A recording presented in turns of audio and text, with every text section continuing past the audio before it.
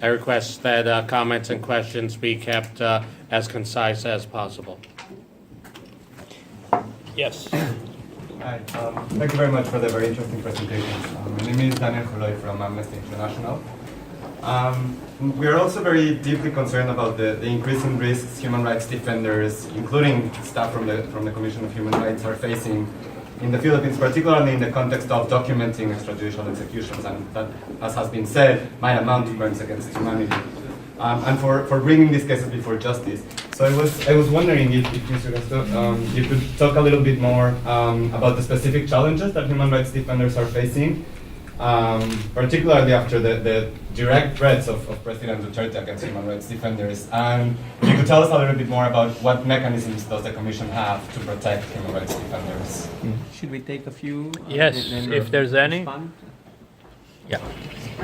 Yeah, I know very little about Philippines, so I was wondering about what internal institutional resistance is there available for those that are against this policy. It's very interesting to see the office of the Vice President come so strongly. What kind of powers does she have, or others in Congress, or in other branches of power? What kind of work is being doing to resist this? We can take one last if there is, and then we go to yes, please. Randy Thompson, Handcuffs. Thank you so much for putting this together. It's been valuable to hear your voices and your perspectives. Just personally, as a survivor of police violence, I can't believe what was just said, that in the face of 8,000 people murdered in the streets, we have to hear this. I just want to say that for the other people in the room that are seeing what is happening, we launched a letter calling the ICC to be involved. I think, Allison, you say you have a letter. I just encourage you to act on that, to move forward on that. I am really beside myself to sit in this room and listen to the response. I know this individual has a job to do, but I am flabbergasted by that. Thank you again for the support. Thank you. Chito, you want to start? Well, thank you first for your questions and your interventions. By way of responding to them, I will agree with my dear friend, who I haven't seen in decades, Mr. Confiado, that there is an existential threat in the country. But that existential threat is not really about the safety and security of our young. The existential threat is a direct assault on human rights, rule of law, and democracy in the country. Marco referred to the undermining of freedom of speech. It actually goes beyond that, because as he mentioned, those that are opposed to this policy or calling for a review and assessment of it are now being subjected to threats, intimidation, harassment, and possible prosecution. A sitting senator who was 5 years Minister of Justice and 2 years Chair of the Commission on Human Rights was arrested 2 weeks ago on what I view to be essentially trumped-up charges, because the evidence that they are presenting are suspect evidence, statements from convicts inside jail, serving long prison terms, now saying, after many years, that this senator took money from them. That is the nature of what's happening. So, and of course, the Vice President is very courageous in making her statements. She too is subjected to intimidation and attacks, largely from the supporters. As our colleagues have said, this war on drugs is popularly supported by the public. It has been embraced by the public. 80% approval rating. He won with 39% of the vote. So he has consolidated power and support beyond those that had voted for him. And so this is going to be a long haul of work. There are institutions that are pushing back. There are, of course, the human rights defenders that are doing their work on a daily basis, trying to document this. As I said, it's unprecedented.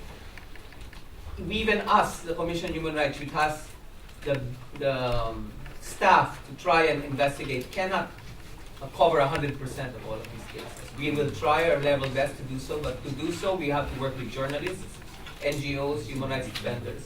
And they have been receiving, right now, more verbal threats. There haven't been any direct attack, on any human rights defenders. We have received reports from human rights defenders that say that they are on some form of watch list and surveillance, but that's par for the course. If you can't take the heat, get out of the kitchen, so to speak. We are trying to improve ways and means to address that problem of early warning mechanisms, provision of sanctuaries and refuge, and so on. And this is actually one big challenge because in the past, we do have a witness protection program that was essentially a halfway house program where people come to us and then we would ultimately refer them to the Department of Justice. Unfortunately, now many of those that are seeking witness protection from us are unable or unwilling to be referred to the Department of Justice for obvious reasons. So we're trying to develop new mechanisms. So there is pushback. As I said, I still have faith in our legal processes, but the government has to step up and show more commitment to this beyond statements made in the UN. It must show and manifest itself on the ground. The president put a pause on the killings when he said, when there was charges of corruption involving the killing of a Korean national. And he said, he will have this investigated, and he said 40% of the police force are corrupt. His words. 2 weeks after, he sends the police to continue his war on drugs. But he has not yet solved the 40% corruption in our police force. That is the problem we have. When we have a law enforcement mechanism that is suspect. Now, I don't want to cast aspersions that they're all corrupt.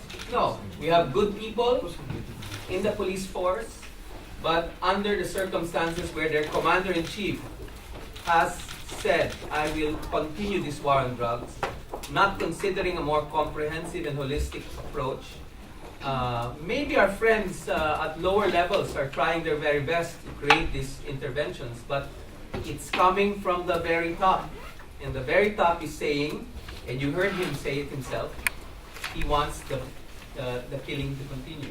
And that's why we say this can't be sustained. We need to have a human rights-based approach to the drug problem. Thank you.